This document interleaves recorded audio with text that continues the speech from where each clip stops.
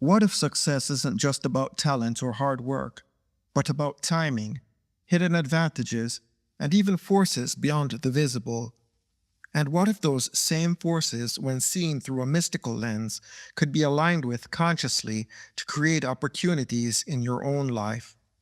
Today, I want to share with you a mystical review of Malcolm Gladwell's Outliers, the story of success.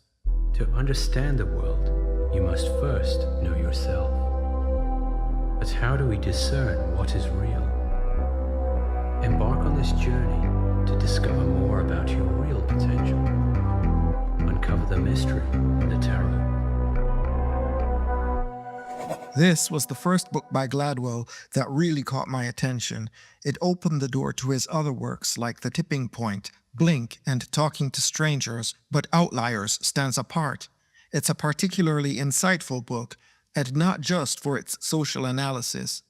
From my perspective, it echoes many truths found in mystical traditions, truths about discipline, cosmic timing, cultural inheritance, community, and synchronicity. So the question I kept asking as I read was, how do we take this information and actually use it? How do we integrate these insights practically and mystically? 1. The 10,000-hour rule, mastery as alchemy. Gladwell's most famous idea is the 10,000-hour rule, the claim that mastery in any field comes after about 10,000 hours of focused practice. He illustrates this with examples. The Beatles, who honed their craft playing endless gigs in Hamburg, and Bill Gates, who had rare access to computers at a young age, giving him thousands of hours to practice coding before most of the world even touched a keyboard. From a mystical angle, this rule echoes an ancient martial arts axiom: 100 days of bare hand, 1,000 days of spear, 10,000 days of sword. The message is timeless: repetition, transformation, mastery. With that, here's practical mystical guidance that we might want to integrate. Choose your sword. What's the practice that you are willing to ritualize daily?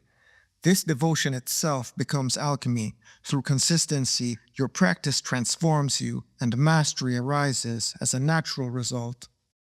2. Timing, astrology, and the cosmic clock. Another theme that Gladwell explores is timing. For instance, why do so many Canadian hockey stars have birthdays early in the year? Because the cutoff dates for youth leagues gave them a physical advantage at a critical stage. Or why was Gates successful? Because he was in high school precisely when computers became accessible, and he had the unique advantage of unlimited time to practice with them. From a mystical perspective, this is astrology. Not all time is equal. Some windows are more favorable than others. Just as astrology speaks of planetary currents, Gladwell speaks of historical currents, and aligning with them puts you in the right place at the right time. With that being said, here's how we can integrate it. Work with planetary timing, whether through electional astrology, planetary magic, or simply knowing when to act. Recognize the power of sacred timing. When cosmic doors open, walk through them. 3. Cultural legacies, karma, and inheritance. From the Appalachian Mountains to Korean airspace to rice paddies in southern China, Gladwell also speaks about cultural legacies, unconscious habits passed down across generations. These legacies, for better or worse, shape communication, work ethic, and opportunity. Esoterically, this resonates with the idea of karma and ancestral inheritance. We all carry imprints from those who came before us, strengths and burdens alike. Here's how we can integrate this. Identify inherited patterns. Use natal charts, personality assessments, or deep reflection. Keep what strengthens you, transmute or release what chains you down. This is shadow work. This is spiritual alchemy. 4. Community, the invisible network. Gladwell emphasizes that there are no self-made outliers. Behind every success is a network, mentors, peers, communities. Mystically, this ties to egregores, the collective energy field created by groups such as churches, lodges, social circles. Each carries an egregore that shapes the lives of its members. Knowing that, here's how we can be guided. Be mindful of which egregores you align with. Choose communities that uplift you or consciously build your own circle of teachers, peers, and seekers. Remember, the invisible network is always working, but you can choose the currents that you swim in. 5. Opportunity, synchronicity, and awareness. Finally, Gladwell talks about opportunity and luck. Many outliers were simply in the right place at the right time. But mystically, this isn't just chance, it's synchronicity. Opportunities appear when we cultivate awareness. The bold act on them. Here's how we can use this information to guide us. Meditate. Tune into our intuition. Sometimes your gut or your heart is a better guide than the rational mind. Be present enough to recognize opportunities when they appear, and courageous enough to act. As the saying goes, fortune favors the bold. 6. Commentary on limits and thresholds. Now, let's be real.